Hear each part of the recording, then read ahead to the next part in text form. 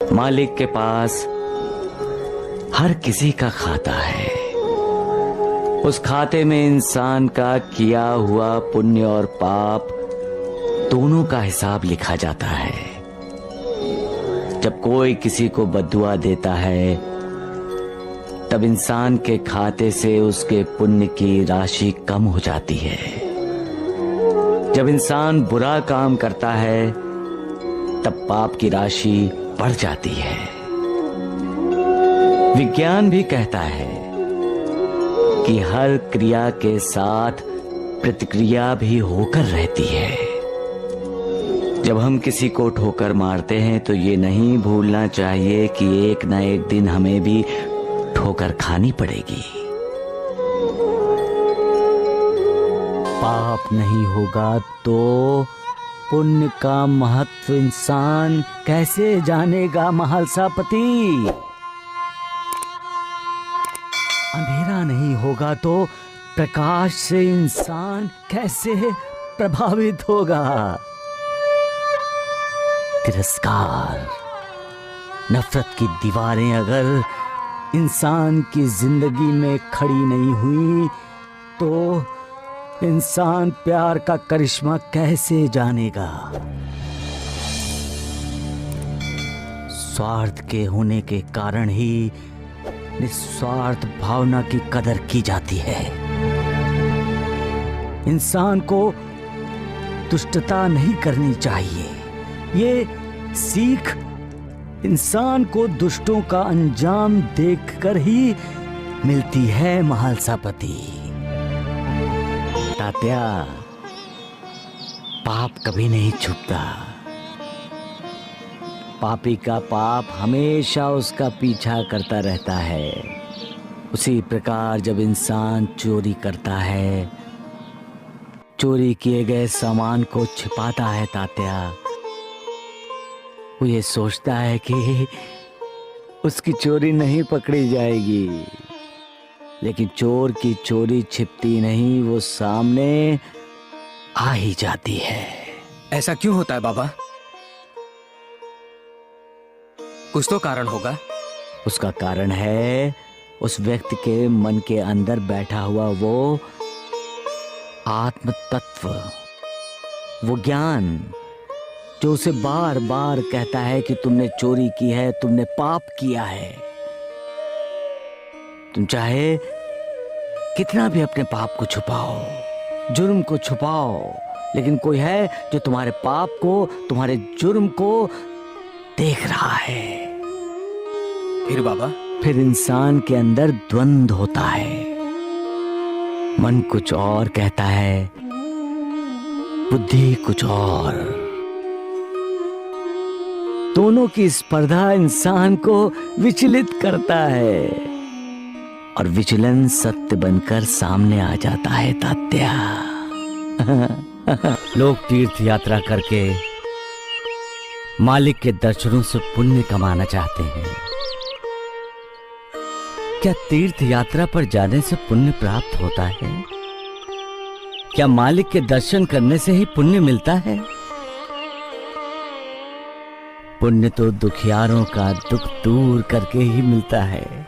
जख्मी लोगों को राहत दिलाने से भी पुण्य मिलता है।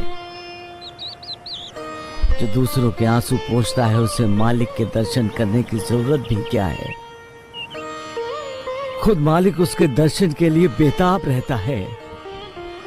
भूखे प्यासे की भूख प्यास मिटाना मालिक की भक्ति करने जैसा ही तो है। क्योंकि जो दूसरों की भूख प्यास मिटाता है उसी में ही दूसरों को मालिक के दर्शन होते हैं। भटके हुए को राह पर लाना मालिक की पूजा करने जैसा ही है। जो दूसरों की मदद करता है उसकी मदद मालिक खुद करता है, और जो दूसरों की मदद नहीं करता, किसी के जख्म पर मरहम नहीं लगाता, दुखियारों के आंसू नहीं पोंछता, भूखे प्यासे को रोटी पानी नहीं देता, उसे मालिक के दर्शन करके या तीर्थ यात्रा पर जाकर कोई भी लाभ नहीं होता। भगवान ना किसी के पाप और ना ही किसी के पुण्य को ग्रहण करते हैं। लेकिन जो अज्ञानी होते हैं उनके साथ जब अच्छा होता है तो भगवान का शुक्रिया अदा करते हैं, और जब बुरा होता है तो उसी भगवान को दोष भी देते हैं। वो अज्ञानी ये नहीं समझते कि उनके सौभाग्य या दुर्भाग्य के लिए भगवान नहीं, उनके स्वयं के कर्म जिम्मेदार होते हैं, और उनके अच्छे या बुरे कर्म उनकी अपनी सोच, उनके अपने स्वभाव द्वारा निर्धारित होते हैं। उसे मेरे पास लाने के लिए किसने कहा था? मैं उसकी सूरत भी नहीं देखना चाहता हूँ। परंतु बाबा, वो आपकी शरण में आया है। ना वो मेरी शरण में आया है, ना ही उसे अपने किए हुए पाप का प्रायश्चित है। वो पापी है गणु, पापी है। बाबा, उसे उसके पापों से मुक्ति दे दीजिए। मुक्ति उसे मिलती है गणु जब उसे अपने किए पर पश्चाताप होता है। मुक्ति उसे मिलती है जो आसक्ति को त्याग कर विरक्ति को अपनाता है। मुक्ति उससे मिलती है गणु जब उसे अपने किए पर पश्चाताप होता है। गणु, पूछो जाकर उसे कि उसने ऐसा कौन सा पाप किया है जिसकी वजह से उसे नींद नहीं आ रही है। पूछो उससे, पूछो जाकर गणु कि उसने अपने माता पिता के प्रति ठीक से कर्तव्य निभाया है कि नहीं। पूछो जाकर उसे कि उसका जन्मदाता पिता उसके सपने में आकर उसकी नींद क्यों छीन रहा है। गणु, क्यों? गणु, ये द्वारिका माई माँ, यहाँ किसी भी इंसान के कदम रखने पर ही उसके गुनाह, उसके अपराध, उसके दोष माफ करती है।